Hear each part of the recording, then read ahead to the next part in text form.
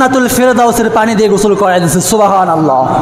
জান্নাতুল ফেরদাউসের পানি দিয়ে গোসল করায় দিয়েছে, সুবহানাল্লাহ। কিরকম মহব্বত, কিরকম ভালোবাসা ছিল, নিজের জীবন দিয়ে শহীদ হয়ে গেছে। নতুন স্ত্রী, নতুন বিবি ঘরের মধ্যে রাখছে, না কোনো মহব্বত নাই। কারণ নবী তো বলেছেন, লা ইউমিনু আহাদুকুম হাত্তা আকুনা আহাব্বা ইলাইহি মিন ওয়ালিদিহি ওয়া ওয়ালাদিহি ওয়ান নাসি আজমাইন। ততক্ষণ পর্যন্ত পূর্ণ মুমিন হতে পারবে না যতক্ষণ না পর্যন্ত নিজের জীবনের চাইতো আমি রসুলকে বেশি মহব্বত করতে পারবে। হযরত ওমর রাদিয়াল্লাহু আনহু ডাক দিয়ে বললেন, ইয়া রাসূলুল্লাহ, এই মুহূর্তে আমি আমার জীবন বাদ দিয়ে পৃথিবীর সব কিছুর চাইতে আপনাকে বেশি মহব্বত করি। নবীজি বললেন, শোনো ওমর, তুমি এখনো পূর্ণ মুসলমান হতে পারো নাই। কেমনে হবো ইয়া রাসূলুল্লাহ? বলে, তোমার জীবনের চাইতেও বেশি মহব্বত করতে হবে। ওমর বলে, ইয়া রাসূলুল্লাহ, এখন আমি আমার জীবনের চাইতে আপনাকে বেশি মহব্বত করি। নবীজি বলে, এখন তুমি পূর্ণাঙ্গ মুমিন হয়ে গেছো, সুবহানাল্লাহ। তাহলে আল্লাহর ভালোবাসা যদি পেতে চাই, আল্লাহর মহব্বত যদি পেতে চাই, কাকে অনুসরণ করব? বলেন, কাকে অনুসরণ করব? রসুলের অনুসরণ বুঝি এরকম করে করা যায়, মুখে দাড়ি না রেখে? কি এরকম করে করা যায়? শুক্রবারে জুমার দিন জুমার নামাজ পড়ার জন্য আসছি, পরে সুন্নত বাদ দিয়ে চলে যাব, রসুলকে পাওয়া যাবে? রসুলের অনুসরণ হবে? রসুলের অনুসরণ হবে না। আল্লাহ রাব্বুল আলামিন এই রবিউল আউয়াল মাস, নবীজির এই জন্মের মাস, এই মিলাদের মাসে আল্লাহ রসুলের পূর্ণাঙ্গ জীবন আদর্শ সিরাতের অনুসরণ করে আল্লাহ রাব্বুল আলামিন নবী প্রেমী হয়ে কবরে যাওয়ার তৌফিক দান করুন। বলি আমিন। ওয়া আখিরু দাওয়ানা আনিল হামদুলিল্লাহি রাব্বিল আলামিন। যিনারা সুন্নত পড়ে নেই, সুন্নত পড়ে নেই।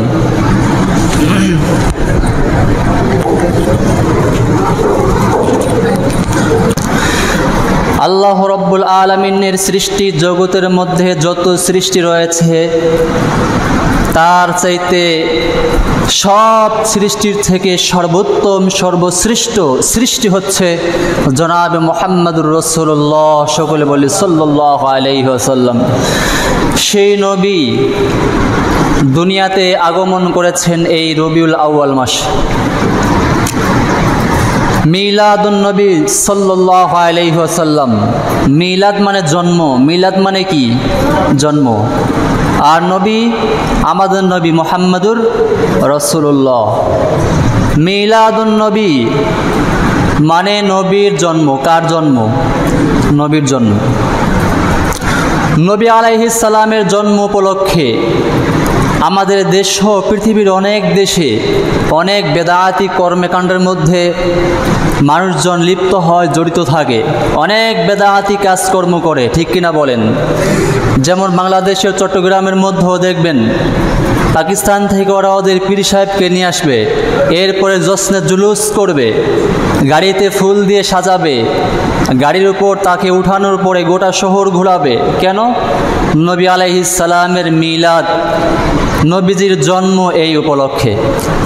অথচ কোরআনের এমন একটি আয়াত নাই, নবী করিম সাল্লাল্লাহু আলাইহি ওয়াসাল্লামের অসংখ্য হাদিস থেকে এমন কোনো একটা হাদিস পাওয়া যাবে না যে আল্লাহ রসুল সাল্লাল্লাহু আলাইহি ওয়াসাল্লাম বলেছেন আমার জন্ম উপলক্ষে তোমরা এই সমস্ত কাজ করো।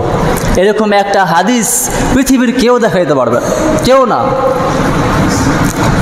নবী আলাইহিস সালামের মিলাদ, জন্ম, অবশ্যই আমরা খুশি। কি বলেন, খুশি কি খুশি না? খুশি। কিন্তু এই খুশির উদযাপন করতে গিয়ে যদি বেদাত করে ফেলি, আল্লাহ রসুল সাল্লাল্লাহু আলাইহি ওয়াসাল্লাম এই বেদাত সম্পর্কে বলেন, কুল্লু বিদআতিন দালালাহ, প্রত্যেক বেদাতি গুমরাহি বা পথভ্রষ্ট। প্রত্যেক বেদাতি কি? গুমরাহি বা পথভ্রষ্ট। নবীর মিলাদ উপলক্ষে এমন কিছু কাজ আমরা করব না যেই সমস্ত কাজের কারণে আমাদের মধ্য থেকে বেদাত প্রকাশ পায়, গুনাহ প্রকাশ পায়, নিজের নফসের উপরে জুলুম করে ফেলি।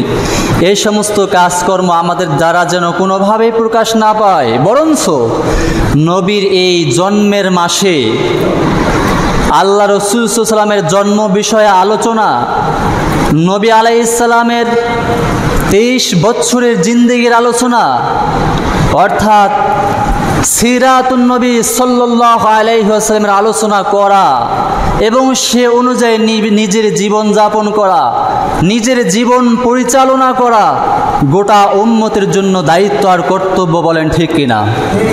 নবী আলাইহিস সালামের জন্ম, এই জন্মের ব্যাপারে আমাদের জানার এবং বোঝার দরকার আছে না নাই? বলেন, বোঝার দরকার আছে। আল্লাহ রাসূল সাল্লাল্লাহু আলাইহি ওয়াসাল্লাম পৃথিবীর শ্রেষ্ঠ মানুষ, পৃথিবীর সৃষ্টির শ্রেষ্ঠ মানুষ, সৃষ্টির শ্রেষ্ঠ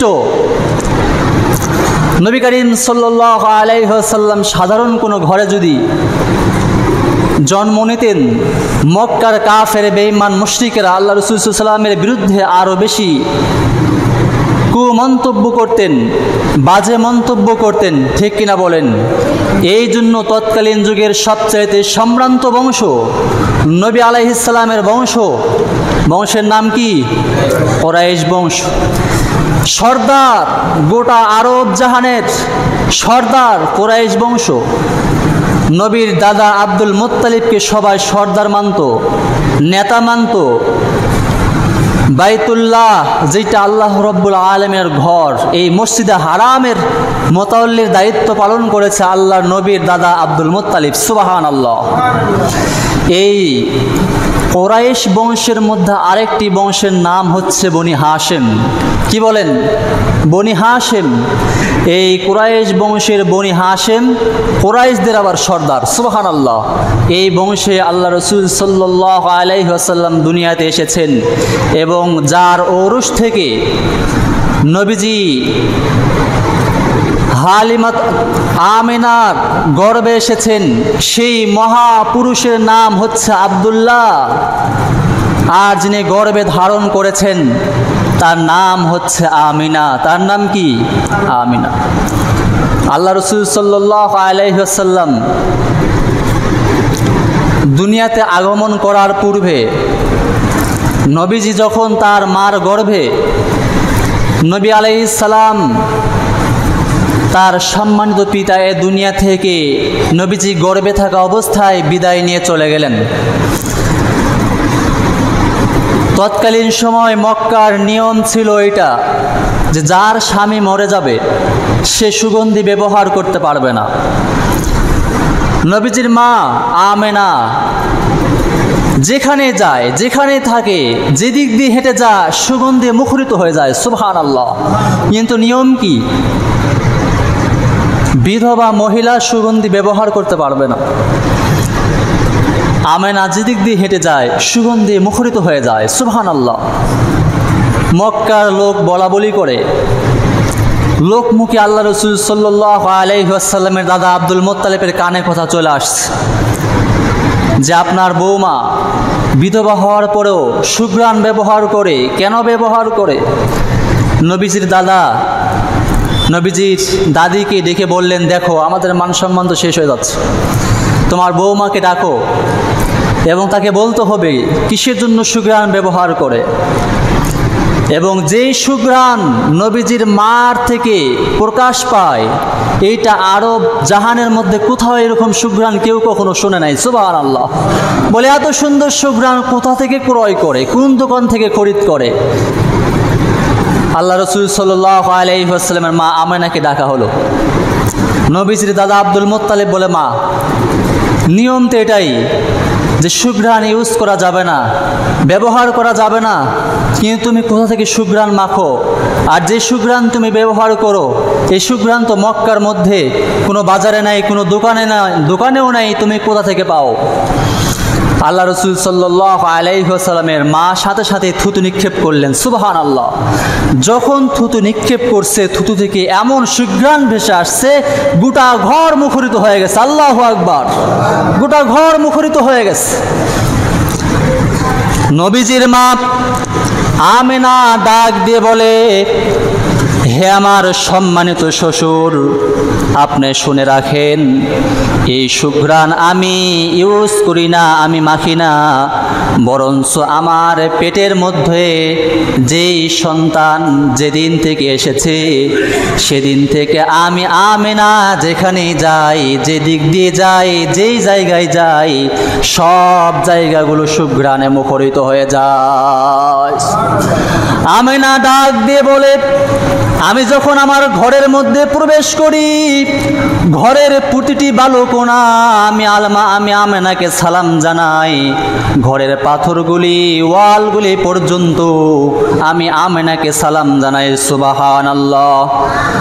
নবীজির মা ডাক দিয়ে বলে, আমি যখন গোসল করার জন্য গোসলখানার মধ্যে প্রবেশ করি, যেই পানিগুলো দিয়ে আমি গোসল করি, আমার শরীর থেকে প্রবাহিত হওয়ার সাথে সাথে পুরা গোসলখানা যেন আতরে মুখরিত হয়ে যায়। শুধু তাই নয়, আমি আমেনা যখন রাস্তা দিয়ে হেঁটে যাই, মক্কার মরুভূমি রোদের তাপে বালিগুলো তপ্ত হয়ে যায়, বালির মধ্যে কেউ পা দিতে পারে না। আমি আমেনা যখন বালুর মধ্যে পা দেই, সঙ্গে সঙ্গে বালুগুলো ঠান্ডা হয়ে যায়। ওই উত্তপ্ত পাথরগুলোর মধ্যে আমি আমেনা যখন পা দেই, সাথে সাথে পাথরগুলো ঠান্ডা হয়ে যায়। সুবহানাল্লাহ। নবীজির মা ডাক দিয়ে বলে, আমি যখন রাস্তা দিয়ে হেঁটে যাই, রাস্তার দুই পাশের তরুলতাগুলি আমি আমেনাকে সালাম জানাই। সুবহানাল্লাহ।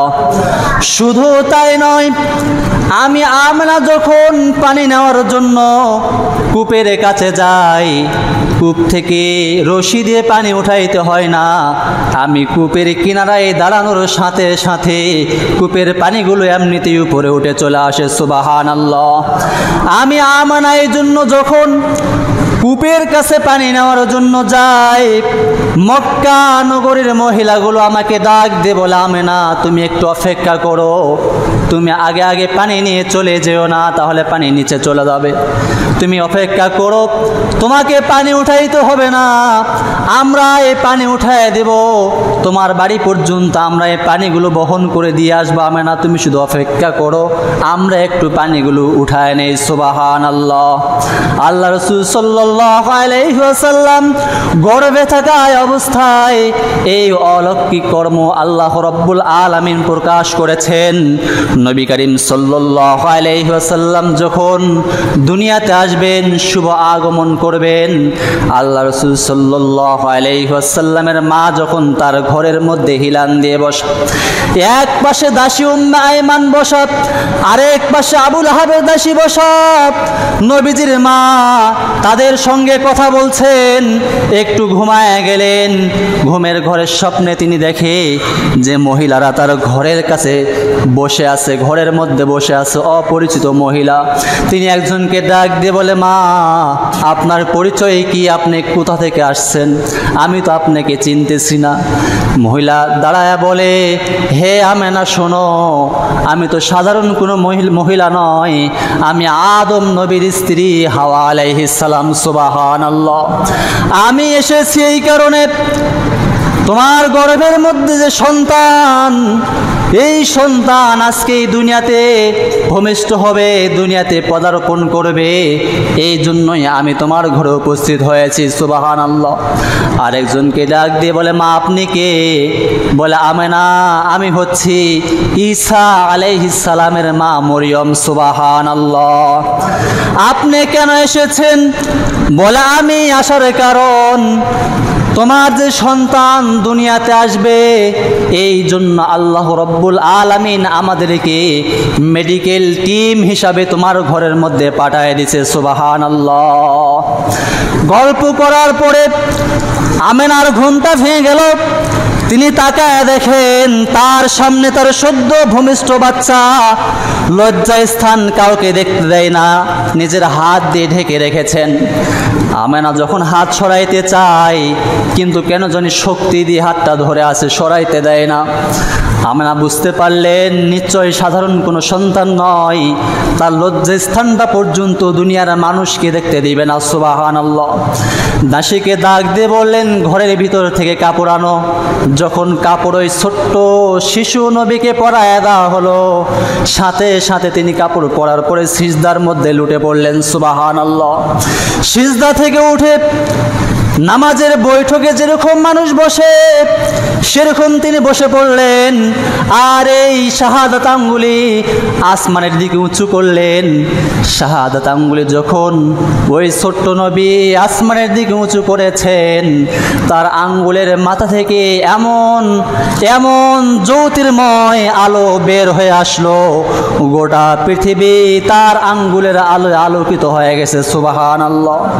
আমেনা ডাক দিয়ে বলে, আমার সন্তান যখন দুনিয়ার মধ্যে এসেছিল শুবে সাদিকের সময়, শুবে সাদিকের সময় সোমবার দিন একটু একটু অন্ধকার ছিল, কিন্তু তার নগের আলোতে আমি মক্কা থেকে শত শত মাইল দূরে রোম পারস্যের বড় বড় বিল্ডিংগুলো আমার চোখের সামনে আমি দেখতে পারতেছিলাম। সুবহানাল্লাহ। রোম পারস্য মক্কা থেকে শত শত মাইল দূরে। নবীজির মা বলেন, তার হাতে তার আঙ্গুলের আলো যখন বের হয়, এই শত শত মাইল দূরে রোম পারস্যের বড় বড় বিল্ডিংগুলো আল্লাহ রব্বুল আলামিন আমার চোখের সামনে যেন তুলে ধরেছেন। সুবহানাল্লাহ। শুধু তাই নয়, পারস্যের মধ্যে একটা অগ্নিকুণ্ড ছিল, যে অগ্নিকুণ্ড 1000 বছর ধরে আগুন জ্বলতেছিল। পারস্যের মানুষেরা সে আগুনের পূজা করত 1000 বছর। কত বছর? 1000 বছর ধরে পারস্যের মানুষেরা এই আগুনের পূজা করত। নবী আলাইহিস সালাম যখন দুনিয়ার মধ্যে আসলেন, সাথে সাথে সেই অগ্নি আল্লাহ রব্বুল আলামিন নিভে ছাই করে দিয়েছেন। সুবহানাল্লাহ। তাওহীদকে প্রকাশ করেছেন, কুফরকে সাথে সাথে আল্লাহ রব্বুল আলামিন এই ছোট্ট নবীর বরকতে ধ্বংস করে দিয়েছেন। সুবহানাল্লাহ। রোমের বাদশাহ কেসরা, পারস্যের বাদশাহ কেসরা, এই কেসরার রাজমহল থেকে দামি দামি 10টি পাথর ঝালঝালার সাথে খুলে পড়েছিল। সুবহানাল্লাহ। কেসরার রাজপ্রাসাদের মধ্যে, রাজমহলের মধ্যে দামি দামি কিছু পাথর লাগানো ছিল। পাথর নবী আলাইহিস সালামের আগমনের সাথে সাথে এই পাথরগুলি খুলে পড়েছে। সুবহানাল্লাহ। এরকম অলৌকিক কিছু দৃশ্য নবী আলাইহিস সালামের মার চোখের সামনে প্রকাশ পেয়েছে। আশেপাশে মক্কার লোকজন দেখেছে, দাদা দেখেছে, আব্দুল মুত্তালিব দেখেছে, আবু তালেব দেখেছে, চাচারা দেখেছেন। সুবহানাল্লাহ। নিজের চক্ষুকে শীতল করে দিয়েছেন। সুবহানাল্লাহ। সুবহানাল্লাহ। নবীজির চাচা আব্দুল মুত্তালিব বলে, আবু তালিব বলেন, যখন নবী দুনিয়াতে আসলেন, শবে সাদিকের সময় সকাল হয়ে গেল, সূর্যের ধূপ গরম হয়ে গেছে, সকালে নবীকে বের করা যায় না। সন্ধ্যার সময় যখন আল্লাহ রসুলকে ঘর থেকে বের করলাম, ওই ছোট্ট সন্তানকে যখন ঘর থেকে বের করলাম, ঘর থেকে বের করার পরে যখন তাকে শোয়া দিছি, তো তাকায় দেখি আসমানের চন্দ্রটা দ্রুত গতিতে তার দিকে অগ্রসর হচ্ছে। সুবহানাল্লাহ। আমি তাকায় দেখলাম আসমানের চন্দ্র যখন ওই ছোট্ট মানুষের চেহারার সামনে আসে, আমি ভয় পেয়ে গেলাম, চিৎকার দিয়ে চোখ বন্ধ করলাম। চোখটা খুলে দেখি চন্দ্র আল্লাহ রসুল সাল্লাল্লাহু আলাইহি ওয়াসাল্লামের সামনে এসে নবীজি যেদিকে হাত দেয় চন্দ্রটা সেদিকে চলে যায়। যখন নবীজি বাম দিকে হাত নাড়াচাড়া করে, আসমানের চন্দ্রটা তার কাছে এসে বাম দিকে চলে যায়। যখন পা নাড়াচাড়া করে, চন্দ্রটা পার দিকে চলে যায়। বড় হয়ে আল্লাহ রসুল সাল্লাল্লাহু আলাইহি ওয়াসাল্লাম চাচা আবু তালেবকে জিজ্ঞেস করলেন, চাচা আপনি জানেন তখন চন্দ্র কি বলতেছিল? আবু তালেব বলে, ভাতিজা না তো জানি না, কেন ওই চন্দ্র ওই চাঁদ তোমার কাছে এসেছিল? নবীজি ডাক দিয়ে বলে, চাচা তাহলে শোনেন, আমি যখন ছোট্ট ছিলাম, কাঁদতেছিলাম, আল্লাহ রব্বুল আলামিন আসমানের চন্দ্রটা তখন আমার খেলার সাথী বানায় দিছে। সুবহানাল্লাহ। আসমানের চন্দ্র চাঁদ খেলার সাথী বানায় দিছে। সুবহানাল্লাহ। এই নবীর উম্মত আমরা, এই নবীর উম্মত আমরা, যে নবীর উম্মত হওয়ার জন্য অনেক নবী আল্লাহ রব্বুল আলামিনকে বারবার বলেছেন, আয় আল্লাহ নবী না বানায় শেষ নবীর উম্মত যদি বানাইতেন, নবী হয়ে যে খুশি হয়েছি তার চাইতে অনেক অনেক বেশি খুশি হতাম। সুবহানাল্লাহ, অনেক বেশি খুশি হতাম। কিন্তু এখানকার এমন একটা মানুষ আমরা বলতে পারবো যে নবীর উম্মত হওয়ার জন্য একদিন আমরা আল্লাহর কাছে দরখাস্ত করেছি। একদিন আল্লাহকে বলেছিলাম, আল্লাহ আখির জামানার পয়গম্বর জনাবে মুহাম্মদুর রাসূলুল্লাহ সাল্লাল্লাহু আলাইহি ওয়াসাল্লামের উম্মত আমাকে বানায় দেন। কি বলেছি? কেউ বলে নাই। তারপরেও আল্লাহ রব্বুল আলামিন আমাদেরকে মহব্বত করে ভালোবেসে সে নবীর উম্মত বানাইছেন। এটা আল্লাহ পক্ষ থেকে আমাদের প্রতি দয়া কিনা বলেন, কি দয়া কিনা বলেন? নবী আলাইহিস সালামের উম্মত হতে পেরেছি, এই জন্য আমরা ধন্য কিনা বলেন? এজন্য আমরা ধন্য।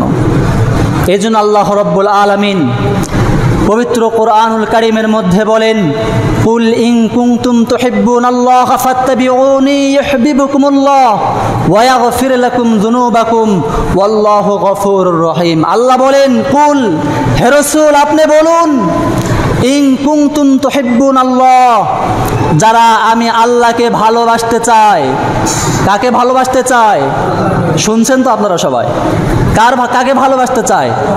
কাকে? আল্লাহকে। কারা? যারা কারা? আমরা। আল্লাহ তার হাবিবকে বলছেন, কুল, হে রাসূল আপনি বলেন, ইন কুনতুম তুহিব্বুনাল্লাহ, যারা আমি আল্লাহকে ভালোবাসতে চাই, ইউহিব্বুকুমুল্লাহ, তারা যেন আপনি রসুলকে অনুকরণ করে। সুবহানাল্লাহ। যদি তারা আপনি রসুলের অনুকরণ করতে পারে, তাহলে আমি আল্লাহ তাদেরকে ভালোবাসবো। শুধু ভালোবাসবো তা না, আল্লাহু গফুরুর রহিম, আমার নাম হচ্ছে গফুর এবং রহিম। এই নামগুলো রসিলাই আমি তাদের জীবনের সব গুনাহগুলি মাফ করে দেব। সুবহানাল্লাহ, সব গুনাহ মাফ করে দেব।